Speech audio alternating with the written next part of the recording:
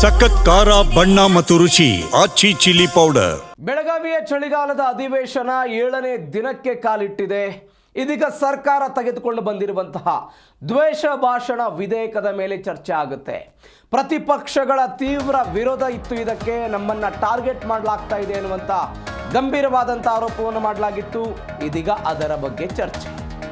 ಸರ್ಕಾರದ ದ್ವೇಷ ಭಾಷಣ ವಿಧೇಯಕ ಮಂಡನೆ ಆಗಿತ್ತು. ಯಾರು ದ್ವೇಷ ಭಾಷಣ ಮಾಡ್ತಾರೋ ಅವರ ವಿರುದ್ಧ ಕ್ರಮ ಕೈಗೊಳ್ಳೋದಕ್ಕೆ ಸಚಿವ ಸಂಪುಟ ನಿರ್ಧಾರವನ್ನು ಮಾಡಿತ್ತು. ಬೆಳಗಾವಿಯ ಚಳಿಗಾಲದ ಅಧಿವೇಶನದಲ್ಲಿ ಅದನ್ನು ಮಂಡನೆ ಮಾಡಿದ್ರು. ಬಿಜೆಪಿ ಮತ್ತು JDS ನಾಯಕರು ಅದಕ್ಕೆ ವಿರೋಧವನ್ನು ವ್ಯಕ್ತಪಡಿಸಿದರು. ಇದರ ಜೊತೆಗೆ ಉತ್ತರ ಕರ್ನಾಟಕ ಸಮಸ್ಯೆಗಳ ಬಗ್ಗೆಯೂ ಕೂಡ ಸುದೀರ್ಘವಾದಂತಹ ಚರ್ಚೆ. ಇವತ್ತು ಮುಖ್ಯಮಂತ್ರಿ ಸಿದ್ದರಾಮಯ್ಯನವರು ವಿಪಕ್ಷಗಳ ಪ್ರಶ್ನೆಗಳಿಗೆ ಉತ್ತರವನ್ನು ಕೊಡ್ತಾರೆ. 7ನೇ ದಿನ, ಈ 7ನೇ ದಿನದ ಕಲಾಪದಲ್ಲಿ ತೀವ್ರ ಗದ್ದಲ ಆಗೋ ಸಾಧ್ಯತೆಗಳಿದೆ. ಕಳೆದ ಸೋಮವಾರದಿಂದ ಅಂದರೆ ಡಿಸೆಂಬರ್ 8ರಿಂದ ಚಳಿಗಾಲದ ಅಧಿವೇಶನ ಶುರುವಾಗಿದೆ. 19ನೇ ತಾರೀಕಿನ ತನಕ ಚಳಿಗಾಲದ ಅಧಿವೇಶನವನ್ನು ನಡೆಸುವ ಉದ್ದೇಶವನ್ನು ಹೊಂದಲಾಗಿದೆ. ಒಟ್ಟು 10 ದಿನಗಳು. ಆ 10 ದಿನಗಳ ಪೈಕಿ ಇವತ್ತು 7ನೇ ದಿನಕ್ಕೆ ಕಾಲಿಟ್ಟಿದೆ. ಅನೇಕ ಹೋರಾಟಗಳು ಬೆಳಗಾವಿಯ ಸುವರ್ಣಸೌಧದ ಹೊರಗಡೆ ನಡೀತಾ ಇದೆ.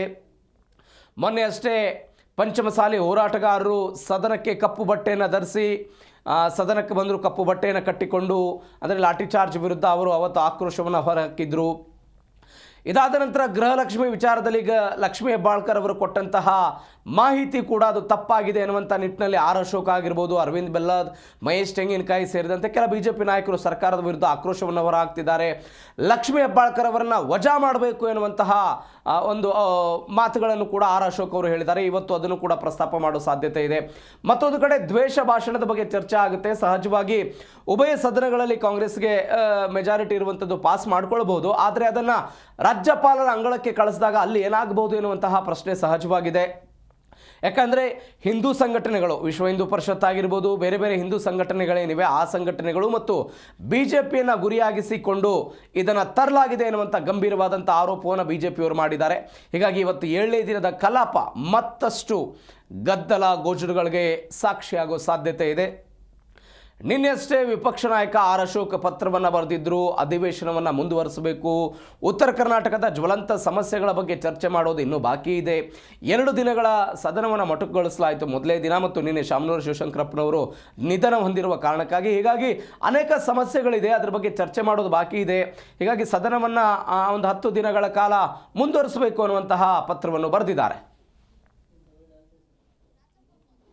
ಈ ಬಗ್ಗೆ ಹೆಚ್ಚಿನ ಡೀಟೇಲ್ಸ್ ಕೊಡ್ತಾರೆ ನಮ್ಮ ಪ್ರತಿನಿಧಿ ರಾಚಪ್ಪ ಸುತ್ತೂರು ಫೋನ್ ಸಂಪರ್ಕದಲ್ಲಿದ್ದಾರೆ. ರಾಚಪ್ಪ, 7ನೇ ದಿನಕ್ಕೆ ಸದನ ಕಾಲಿಡ್ತಾ ಇದೆ. ಏನೆಲ್ಲ ಆಗಬಹುದು ಇವತ್ತಿನ ಬೆಳವಣಿಗೆಗಳು, ಹೈಲೈಟ್ಸ್ಗಳು ಏನಾಗಬಹುದು ಅಂತ?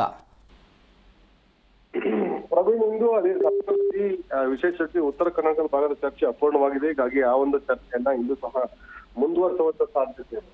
ಯಾಕಂದ್ರೆ ಕಳೆದ ನಿನ್ನೆ ಮತ್ತು ಅದೇ ರೀತಿ ಅಧಿವೇಶನ ಆರಂಭವಾದ ಮೊದಲನೇ ದಿನ 8ನೇ ತಾರೀಕು 2 ದಿನ ಕಾಲ ಈ ಕಲಾಪ ಯಾವುದೇ ಕಾರ್ಯಕಲಾಪಗಳು ನಡೆದೇನೆ ಅಡ್ಜರ್ನ್ ಆಗುವಂತ ಒಂದು ಅನಿವಾರ್ಯ ಪರಿಸ್ಥಿತಿ ನಿರ್ಮಾಣ ಆಯಿತು. ಹೀಗಾಗಿ ಈ ಒಂದು ಅವಧಿಯನ್ನ ಬೆಳಗ್ಗೆ 9 ಗಂಟೆಗೆ ಕಲಾಪವನ್ನು ಆರಂಭ ಮಾಡಿ ತಡರಾತ್ರಿ 10:30, 11 ಗಂಟೆ ತನಕ ಸಹ ಇರುವಂತಹ ಅಜೆಂಡಾಗಳೇನಿದೆ ಅಜೆಂಡಾ ಕಂಪ್ಲೀಟ್ ಮಾಡಬೇಕು ಅಂತ ಅನ್ನೋದು ಸ್ಪೀಕರ್ UT ಖಾದರ್ ಅವರ ಆಶೆ ಆಗಿದೆ. ಹಾಗಾಗಿ ಅದೇ ರೀತಿ ಉತ್ತರ ಕರ್ನಾಟಕದ ಚರ್ಚೆ ಏನಿದೆ ಆ ಚರ್ಚೆಯನ್ನು ಮೊದಲನೇ ದಿನದಿಂದ 2ನೇ ದಿನದಿಂದ ಆರಂಭ ಮಾಡಿದ್ರು. ಹೀಗಾಗಿ ಇನ್ನೂ ಸಹ ಒಂದಷ್ಟು ಜನ ಶಾಸಕರು ಮಾತಾಡುವಂತದ್ದು ಬಾಕಿ ಇದೆ. ಹೀಗಾಗಿ ಇಂದು ಬಹುತೇಕ ಈ ಒಂದು ಉತ್ತರ ಕರ್ನಾಟಕ ವಿಷಯದ ಮೇಲೆ ಚರ್ಚೆಯನ್ನ ಪೂರ್ಣಗೊಳಿಸಿ ನಾಳೆ ಅಥವಾ ನಾಳಿದ್ದು CM ಮತ್ತು ಸಂಬಂಧಪಟ್ಟ ಸಚಿವರುಗಳು ಉತ್ತರ ನೀಡುವಂತ ಒಂದು ಸಾಧ್ಯತೆ ಇದೆ. ಇದೇ ವೇಳೆ ಈ ಒಂದು ಉತ್ತರ ಸಂದರ್ಭದಲ್ಲಿ ಈ ಉತ್ತರ ಕರ್ನಾಟಕ ಅಭಿವೃದ್ಧಿ, ಕಿತ್ತೂರು ಕರ್ನಾಟಕ, ಕಲ್ಯಾಣ ಕರ್ನಾಟಕ 2 ಪ್ರದೇಶಗಳ ಅಭಿವೃದ್ಧಿ ಸಂಬಂಧಪಟ್ಟಂತೆ ಒಂದಷ್ಟು ಪ್ಯಾಕೇಜ್ ಅನ್ನ ಘೋಷಣೆ ಮಾಡಬೇಕು ಅಂತ ಚಿಂತನೆ ಸರ್ಕಾರ ಇದೆ. ಹಿಂದೆನೂ ಸಹ ಇದೇ ತರ ಒಂದು ವಿಶೇಷ ಪ್ಯಾಕೇಜ್ ಅನ್ನ ಬೆಳಗಾವಿ ಅಧಿವೇಶನದಲ್ಲಿ ಮುಖ್ಯಮಂತ್ರಿ ಸಿದ್ದರಾಮಯ್ಯ ಘೋಷಣೆ ಮಾಡಿದ್ರು. ಅಪರಲ್ ಏನು ಬಳ್ಳಾರಿನಲ್ಲಿರುವಂತಹ ಜೀನ್ಸ್ ಪಾರ್ಕ್ ಇರ್ಬೋದು, ಅಥವಾ ಕಿತ್ತೂರು ಭಾಗದಲ್ಲಿ ಕೈಗಾರಿಕಾ ಪ್ಲಾಂಟೇಶನ್ ಮಾಡುವಂತದ್ದಿರ್ಬೋದು, ಸಕ್ಕರೆ ಕಮಿಷನ್ ಆಯುಕ್ತಾಲಯವನ್ನ ಬೆಳಗಾವಿಗೆ ಶಿಫ್ಟ್ ಮಾಡೋದಿರ್ಬೋದು, ಕೃಷ್ಣಾ ಜಲಬಂಧ ನಿಗಮದ ಆಫೀಸ್ ಅನ್ನ ಬೆಳಗಾವಿಗೆ ಶಿಫ್ಟ್ ಮಾಡೋದಿರ್ಬೋದು, ಈ ರೀತಿ ಬೇರೆ ಬೇರೆ ಕ್ರಮಗಳನ್ನ ಕೈಗೊಳ್ಳುವ ಮೂಲಕ ಈ ಭಾಗದಲ್ಲೂ ಸಹ ಸರ್ಕಾರದ ಕಚೇರಿಗಳು ಕಾರ್ಯನಿರ್ವಹಣೆ ಮಾಡಬೇಕು ಮತ್ತು ಜನಸಾಮಾನ್ಯರಿಗೆ ಸೌಲಭ್ಯಗಳು ಸಿಗಬೇಕು ಅಂತ ಒಂದು ಚಿಂತನೆ ಸರ್ಕಾರ ಕ್ರಮನ ಕೈಗೊಂಡಿತ್ತು ಮತ್ತು ಕೆಲವು ಯೋಜನೆಗಳಿಗೂ ಸಹ ಅನುದಾನವನ್ನ ಘೋಷಣೆ ಮಾಡಿತ್ತು. ಈ ಬಾರಿನೂ ಸಹ ಅದೇ ಒಂದು ಚಿಂತನೆಯನ್ನ ಸರ್ಕಾರ ಮಾಡುವಂತ ಸಾಧ್ಯತೆ ಬಹುತೇಕ ನಿಚ್ಚಳವಾಗಿದೆ. ಕಳೆದ ಬಾರಿ KKRDBಗೆ ಕಲ್ಯಾಣ ಕರ್ನಾಟಕ ಅಭಿವೃದ್ಧಿ ಮಂಡಳಿಗೆ ಸುಮಾರು 1,500 ಕೋಟಿ ರೂಪಾಯಿಗಳನ್ನ ಅನುದಾನವನ್ನ ಸರ್ಕಾರ ಹೆಚ್ಚುವರಿಗೆ ಘೋಷಣೆ ಮಾಡಿತ್ತು. ಆದ್ರೆ ಅದು ಹಿಂದೆ ಕೊಟ್ಟಂತ ಅನುದಾನವೇ ಇನ್ನೂ ಖರ್ಚಾಗಿಲ್ಲ ಅಂತ ಕಾಣಿಸ್ತಾರೆ. ಇನ್ನೂ ಕ್ರಿಯಾ ಯೋಜನೆ ರೂಪಿಸಿಲ್ಲ. ಈಗ ಹೀಗಾಗಿ ಇಂದು ಮತ್ತೆ ನಾಳೆ ನಡೆಯುವಂತಹ ಬಹುತೇಕ ಚರ್ಚೆ ಮತ್ತು ಉತ್ತರ ಸಂದರ್ಭದಲ್ಲಿ ಇವೆಲ್ಲ ವಿಷಯಗಳನ್ನು ಸಹ ಶಾಸಕರು ಪ್ರಸ್ತಾಪ ಮಾಡುವಂತ ಸಾಧ್ಯತೆ, ಸಚಿವರು ಮತ್ತು ಮುಖ್ಯಮಂತ್ರಿಗಳು ಇದರ ಮೇಲೆ ಉತ್ತರವನ್ನು ಕೊಡುವ ಸಂದರ್ಭದಲ್ಲಿ ವಿಶೇಷ ಪ್ಯಾಕೇಜ್ ಇರ್ಬೋದು, ಅಭಿವೃದ್ಧಿ ಯೋಜನೆ ಹಾಕಿಕೊಳ್ಬೇಕು ಅನ್ನೋದು ಮತ್ತು ಇತ್ತೀಚೆಗೆ ಆದಂತ 5 ಜಿಲ್ಲೆಗಳು, ವಿಶೇಷವಾಗಿ ಬೀದರ್, ಕಲಬುರಗಿ, ಹಾವೇರಿ, ಕೊಪ್ಪಳ ಈ ಒಂದು ಭಾಗದಲ್ಲಿ 3-4 ಜಿಲ್ಲೆಗಳಲ್ಲಿ ವ್ಯಾಪಕವಾದಂತ ಮಳೆಹಾನಿಯಾಗಿ ಮೆಕ್ಕೆಜೋಳ, ಭತ್ತ, ಕಬ್ಬು ಸೇರಿದಂತೆ ದ್ವಿದಳ ಧಾನ್ಯಗಳಂತ ತೋಟಗಾರಿಕೆ ಬೆಳೆಗಳು ಹಾಳಾಗಿತ್ತು. ಅದಕ್ಕೆ ವಿಶೇಷ ಪ್ಯಾಕೇಜ್ ಈಗಾಗಲೇ ರಾಜ್ಯ ಸರ್ಕಾರ ಘೋಷಣೆ ಮಾಡಿತ್ತು. ಅದನ್ನು ಸಹ ಮರು ಪ್ರಸ್ತಾಪ ಮಾಡುವಂತ ಸಾಧ್ಯತೆ. ಇದ್ರ ಜೊತೆಗೆ ಸುಮಾರು 20ಕ್ಕೂ ಹೆಚ್ಚು ವಿಧೇಯಕಗಳು ಇಂದು ಅಧಿವೇಶನದಲ್ಲಿ ಚರ್ಚೆಗೆ ಬರ್ತಾ ಇದಾವೆ. ಯಾಕಂದ್ರೆ ಕಳೆದ ಬಾರಿ ಯಾವ ವಿಧೇಯಕವೂ ಸಹ ಚರ್ಚೆಗೆ ಕೈಗೆತ್ತಿಕೊಂಡಿರಲಿಲ್ಲ.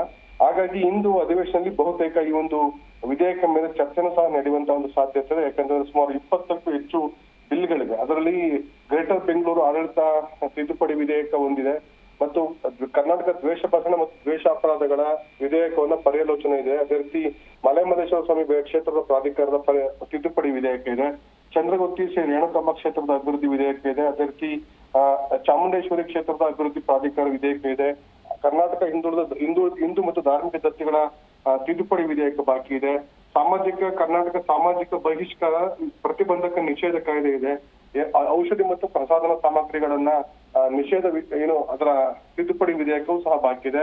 ಅದೇ ರೀತಿ ಕರ್ನಾಟಕ ಈ ಒಂದು ವಿಧಾನಸಭೆಯಲ್ಲಿ ಪರಿಶೀಲನಾ ಸಮಿತಿಯಲ್ಲಿರುವಂತಹ ಕರ್ನಾಟಕ ಭೂ ಕಂದಾಯ ತಿದ್ದುಪಡಿ ವಿಧೇಯಕವೂ ಸಹ ಬಾಕಿ ಇದೆ. ಒಟ್ಟಾರೆ ಸುಮಾರು 19-20 ವಿಧೇಯಕಗಳು ಇಂದು ಚರ್ಚೆಗೆ ಪರ್ಯಾಲೋಚನೆ ಚರ್ಚೆಗೆ ತೆಗೆದುಕೊಳ್ಳುವಂತ ಸಾಧ್ಯತೆ. ಅದೇ ರೀತಿ ಪೂರಕ ಅಂದಾಜುಗಳು ಸುಮಾರು 3-4 ಸಾವಿರ ಕೋಟಿ ರೂಪಾಯಿಗಳ ಹೆಚ್ಚುವರಿ ಪೂರಕ ಅಂದಾಜನ್ನು ಸಹ ಮುಖ್ಯಮಂತ್ರಿಗಳು ಸದನದಲ್ಲಿ ಮಂಡಿಸುವಂತ ಸಾಧ್ಯತೆ ಇದೆ. Ravi. Okay Rajappa, thank you ನಿಮ್ಮೆಲ್ಲ ಡೀಟೇಲ್ಸ್ಗೆ.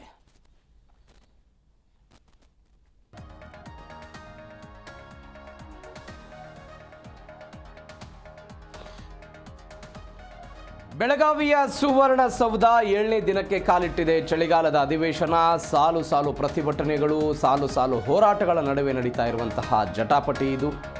ಇವೆಲ್ಲದರ ನಡುವೆ ಉತ್ತರ ಕರ್ನಾಟಕದ ಅಭಿವೃದ್ಧಿ ಸೇರಿದಂತೆ ವಿವಿಧ ವಿಚಾರಗಳನ್ನು ಮುಂದಿಟ್ಟುಕೊಂಡು ವಿಪಕ್ಷ ನಾಯಕರು ಹೋರಾಟ ಮಾಡ್ತಿದ್ದಾರೆ.